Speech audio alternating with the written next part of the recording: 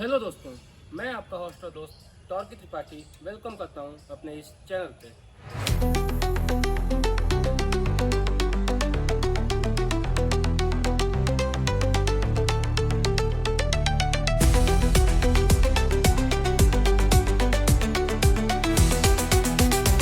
तो आज के वीडियो में मैं बात करने वाला हूं एक्सट्रीम 125R के कुछ निगेटिव्स के बारे में। ये मेरी एक्सट्रीम 125R है, तो इसको लिए हुए मेरे को हो गए हैं लगभग 1 मंथ से ज़्यादा, और इसकी फर्स्ट सर्विस भी हो गई है, सेकेंड सर्विस लगभग आने ही वाली है। तो इतने दिन में मैंने क्या कुछ निगेटिव एक्सपीरियंस किए हैं जो कि मेजर और माइनर निगेटिव्स हैं, वो मैं आपको बताऊंगा इस वीडियो में, जो कि आप अगर एक्सट्रीम 125R लेने जा रहे हैं तो आपको पता होना चाहिए।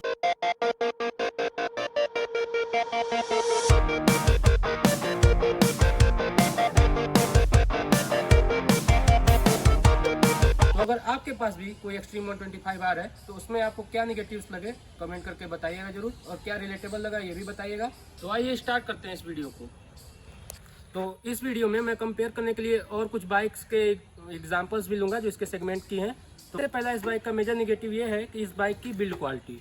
अगर आप ये बाइक लेंगे तो आपको बिल्ड क्वालिटी वाइज बहुत कंप्रोमाइज़ करना पड़ेगा। इसकी प्लास्टिक क्वालिटी जो है ABS मटेरियल का वो बहुत कमज़ोर है, इससे एकदम दबता है, चढ़ जैसा आवाज़ भी करता है, ये बहुत ही कमज़ोर है। इसके मतलब और सेगमेंट की बाइक जो इसके कंपटीशन की हैं, जैसे कि बजाज, होंडा की SP 125 और बजाज N125 NS, उनकी बिल्ड क्वालिटी काफ़ी अच्छी है। रेडर की तो मैं नहीं कहूँगा, क्योंकि रेडर की भी सेम ही है, ऐसी ही है।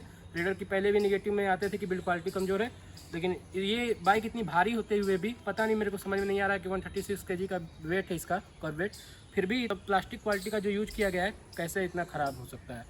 बहुत ख़राब भी नहीं है, लेकिन बहुत लो क्वालिटी का है। दूसरा जो मेजर निगेटिव पॉइंट है इस बाइक का, वो है इसकी पेंट क्वालिटी। इस बाइक की हीरो ने काफ़ी मतलब लो क्वालिटी का ही पेंट यूज़ किया है, पता नहीं कैसा कमज़ोर पेंट यूज़ किया है। ये 1 महीने पुराना बाइक है जैसे कि, और इस पर दोस्त बैठते हैं, जैसे कभी कभार 3 लोगों को बैठा लिया तो उस पर मतलब पैर रखने से, जूते रखने से कोई ऐसे जानबूझ के घिसा नहीं है। हमको पता है किसी को मान लो बैठने नहीं आया, पहले इस पर पैर रख देता है, फिर इस पर रखता है उसका पोजीशन सेट करने में, क्योंकि ऊंची है बाइक बैठने में, तो उतने में इसका पेंट इतना डल हो गया। ठीक है, ये रगड़ भी दिए, लेकिन मैं यहाँ पे ब्रेक यूज़ करता हूँ। कोई भी अपने बाइक का जानबूझ के तो रगड़ेगा नहीं, यहाँ पे मतलब ब्रेक कोई यूज़ करता है, और शूज़ से जो शूज़ का कर्व रहता है जो, उससे लग के यहाँ पे ये पेंट क्वालिटी। और ये मेरे ही एक्सट्रीम में प्रॉब्लम नहीं है, मेरे साथ की जितनी भी एक्सट्रीम है उसमें यहाँ का भी पेंट उड़ा है और वहाँ का भी उड़ा है। तो ये पेंट क्वालिटी हीरो ने काफ़ी लो क्वालिटी की यूज़ की है। और बाकी बाइक पे भी जो है, यहाँ पे आप अगर ऊपर चढ़ जाएंगे पीछे आगे करते हुए, तो यहाँ पे भी आपको जीन्स के पैंट से स्क्रैचेस के निशान आपको दिखने शुरू हो जाएंगे। इसलिए मैंने अपने बाइक पे PPF करा रखा है और टैंक पैड लगवा रखा है। वो आप मॉडिफिकेशन वीडियो देखेंगे बाइक की तो आपको पता चल जाएगा। तो इसलिए पेंट क्वालिटी से भी आपको कॉम्प्रोमाइज़ करना पड़ सकता है। बात करते हैं इस बाइक के थर्ड मेजर निगेटिव पॉइंट की। तो थर्ड मेजर निगेटिव पॉइंट जो है इस बाइक का, वो है इसका ग्राउंड क्लियरेंस।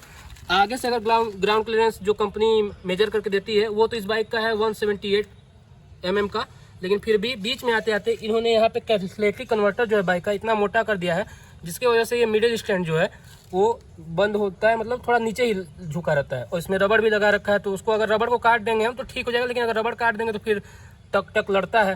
लेकिन अगर रबड़ नहीं काटेंगे तो इससे ग्राउंड क्लियरेंस फिर बहुत ज़्यादा कम हो जाती है, तो जिससे ये बाइक अगर 2 लोग भी हैवी वेट के बैठते हैं तो लड़ती है, ब्रेकर वगैरह पे टिकती है थोड़ी सी। और गाँव के लिए तो मतलब एकदम समझ लीजिए कि दर्द ही हो जाता है, कि गांव में अगर गई वैसे गड्ढे रहते हैं, कई कदार कभी खेत वगैरह में भी लेके जाना पड़ता है जैसे हम लोग को, तो उस पर भी अगर कहीं ऊंच खाल से रहता है तो उस पर भी बाइक ये रगड़ाती है, जिससे कि बहुत सारे स्क्रैचेस अब स्टैंड पे देखेंगे वो आ गए हैं, और वो जंग लगना भी स्टार्ट हो गए, क्योंकि पेंट क्वालिटी हीरो की ऐसी है। तो चौथी जो मेजर निगेटिव पॉइंट है, मतलब मेजर तो क्या कहेंगे है, लेकिन निगेटिव ही है, तो वो है इसके हेडलाइट से शिकायत मुझे। इसमें आता है dual LED projector setup low beam में। लो बीम की बात कर रहा हूँ मैं। लो बीम में ड्यूअल LED प्रोजेक्टर सेटअप आता है, जिसकी की रोशनी बहुत ज़्यादा खास नहीं है। जैसे कि प्रोजेक्टर सेटअप ड्यूअल दिया गया है, फिर भी बहुत मतलब खास रोशनी नहीं है। हाई बीम में ठीक है, ओके है, लेकिन लो बीम में इसकी लाइट फैल जाती है प्रोजेक्टर होते हुए भी, जिसका थ्रोप काफ़ी अच्छा नहीं है। तो इसलिए मतलब ये हेडलाइट का भी निगेटिव है लो बीम में इसके।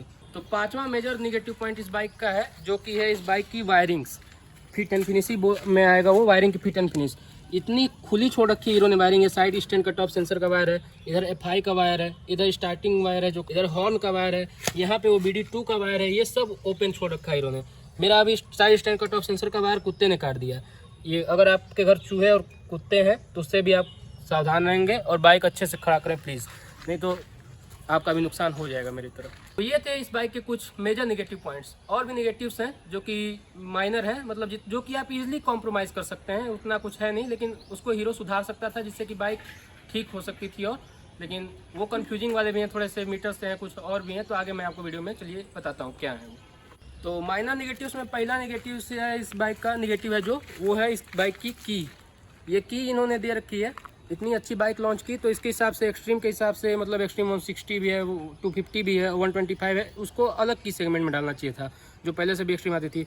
पर ये की आपको पैशन, ग्लैमर, सुपर स्प्लेंडर हर बाइक में देखने को मिल जाएगी। इसको हल्का सा ग्लॉसी करके इसमें 3D हीरो का लोगो डाल दिया है। क्या मतलब की क्वालिटी है, पहला इंप्रेशन ही खराब करती है बाइक का। लेकिन ठीक है, इससे मतलब हाथ में लिए रहेंगे आपको तो कोई देखेगा तो समझेगा नहीं कि अरे यार इसके पास एक्सट्रीम है, पहले सोचेगा कि पैशन प्रो का चाबी लिया, पैशन नहीं होगी। तो जो सेकेंड माइनर नेगेटिव पॉइंट है जो कि कॉम्प्रोमाइज़ कर सकता है यहाँ पे मीटर में आपको मैं दिखाना चाहूँगा, वो है इसका इंडिकेटर का। ये इंडिकेटर लाइट जो आप इंडिकेटर जलाते हैं तो ब्लिंक करती रहती है। जैसे मैंने राइट इंडिकेटर दिया तो भी ये दोनों ब्लिंक करता रहता है, लेफ्ट दिया तो भी ब्लिंक करता रहता है, दोनों हैजार्ड ऑन किया तो भी दोनों ब्लिंक करता रहता है। इसको अलग अलग देना चाहिए था मेरे हिसाब से, इधर चाहे कहीं भी प्लेस कर सकते थे। यहाँ पे हैजार्ड का दे सकता था हीरो, पर यहाँ पे दोनों एक ही साथ मतलब कंबाइन कर दिया गया है, जिससे कि बहुत कन्फ्यूजन होता है कि अगर हम लेफ्ट का इंडिकेटर दे रहे हैं तो पता नहीं कि किसका जला हुआ है, राइट का इंडिकेटर दे रहे हैं तो भी नहीं पता है। उसे बीच में इसमें स्विच में दबाने वाला दे रखा है कि जैसे अगर हम इधर का इंडिकेटर जाते हैं बीच का दबा दी तो बंद हो गया, लेकिन फिर भी वो कंफ्यूज करता रहता है थोड़ा सा, तो वहाँ पे उसको थोड़ा सा सुधारा जा सकता था। तो तीसरा जो इस बाइक का नेगेटिव पॉइंट है माइनर में, वो है इससे फ्यूल लेवल बताता है, फ्यूल मीटर से रिलेटेड। ये कभी आपको सही मतलब गाइड कर दे तो, मेरे को ऐसा कन्फर्मेशन तो नहीं है, लेकिन कभी भी इसने सही गाइड नहीं किया है मेरे हिसाब से।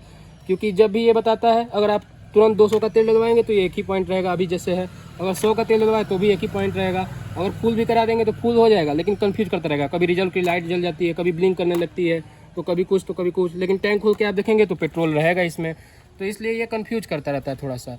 तो इससे मतलब आप फ्यूल का अंदाजा अपने से लगा के चलिएगा। लेकिन हाँ ये है, लास्ट में जैसे रिजर्व लगना रहेगा तो परमानेंट रिजर्व की लाइट जलती रहेगी तो रिजर्व लग जाएगा, लेकिन थोड़े थोड़े समय के लिए कंफ्यूज करता रहता है। अगर जैसे कि पेट्रोल पंप पे तुरंत तेल डलवाए तो तुरंत उड़ जाएगा, कभी लोडिंग जैसा ऐसे होने लगता है, तो ऐसे आप कंफ्यूज हो जाएंगे कि अरे तेल डलवाया था मैंने अभी, तो अभी आया कि नहीं आया। तो उसके लिए 2-3 बार चाबी को कभी मतलब कट फिर ऑन करना पड़ता है, जिससे वो सही बताता है। तो इस बाइक का जो लास्ट मेरे को नेगेटिव लगता है, माइनर नेगेटिव बोल लीजिए, वो इसकी क्लच शिफ्टिंग बहुत अच्छी है बाइक की, लेकिन गियर अटकता है।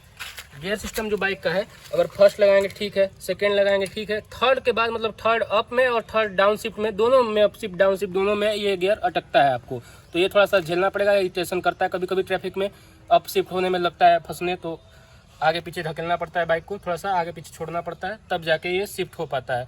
और कभी कभी बाइक न्यूट्रल में रहती है, न्यूट्रल लाइट वहाँ पे ब्लिंक करती है, लेकिन ऐसे क्लच छोड़ेंगे जैसे तो झटका देके बंद होती है, मतलब न्यूट्रल लाइट जल रही है लेकिन बाइक का मतलब गियर इंगेज्ड है थोड़ा सा, तो वो भी प्रॉब्लम करता है कभी कभी।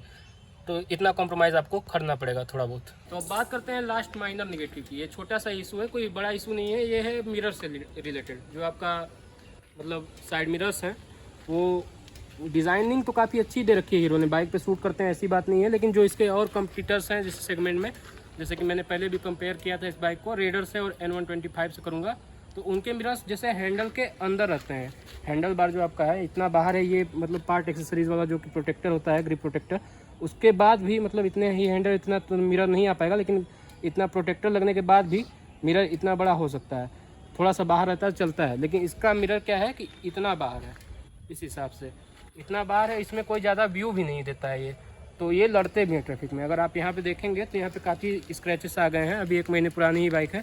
आप कितना भी मैनेज करेंगे ट्रैफिक में, जहाँ की और छोटी बाइक जो जान ही रहे हैं हम लोग के यहाँ अभी मतलब देसी पना ही चलता है कि मिरर निकलवा देते हैं, कहीं भी घुसेड़ देंगे स्कूटी लेके पतले से में, तो वहाँ पे घुस जाती हैं, तो अब पीछे से मतलब आता है कि निकालो, उसमें निकालने में थोड़ा बहुत, या फिर ऐसे भी कहीं ट्रैफिक रहता है 1 वे में, तो अगर साइड से आप चल रहे हैं तो सामने से भी गाड़ी आती है अगर कोई, तो उसमें टकरा जाता है ये मिरर। तो इसलिए हीरो को थोड़ा सा इसको अंदर रख के डिज़ाइन करना चाहिए था।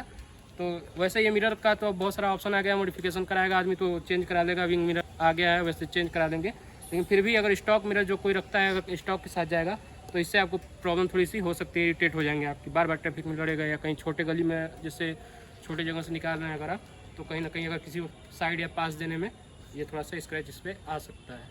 तो ये थे इस बाइक के कुछ मेजर और माइनर नेगेटिव पॉइंट्स, जो कि अगर आप ये बाइक लेने जा रहे हैं तो आपको कॉम्प्रोमाइज़ करना पड़ सकता है। अगर आपके पास ये बाइक है तो क्या आपने रिलेट किया, क्या आपको कॉमन लगा, या अलग से भी आपके में कुछ निगेटिविटी आ रही है इस बाइक में जो कि लगती है आपको, तो आप कमेंट करेंगे, मैं उसको पिन या हाईलाइट करूँगा ज़रूर से, जिससे कि व्यूवर्स को जो लेने जा रहे हैं उनको पता चल सके। तो इतनी ट्रेंडिंग बाइक है, वैसे हीरो को इतना करना नहीं चाहिए था, लेकिन ठीक है। बाकी मैं पॉजिटिव वीडियो भी इस पर बनाऊँगा। ऐसा बात नहीं है कि बाइक में सारा निगेटिव ही है, मैंने खुद ले रखी है, तो ऐसा नहीं है कि निगेटिव सी भरे पड़े हैं। ऐसा कुछ ज़्यादा निगेटिव नहीं है, लेकिन थोड़े बहुत तो कॉम्प्रोमाइज़, कोई भी चीज़ मतलब दुनिया में ये नहीं है कि सब पॉजिटिव ही है, सही है, उसमें कुछ ना कुछ निगेटिव और गलत रहते ही हैं। तो कैसी लगी आपको ये वीडियो कमेंट करके ज़रूर बताएंगे। प्लीज़ चैनल को सब्सक्राइब कर दें और भी वीडियोस देखने के लिए। मोटो ब्लॉग भी आएगा जल्दी, मोटो ब्लॉगिंग सेटअप का वीडियो आने वाला है जल्दी, मतलब रेडी हो रहा है अभी। तो प्लीज़ सब्सक्राइब कर दें चैनल को, लाइक करें इस वीडियो को।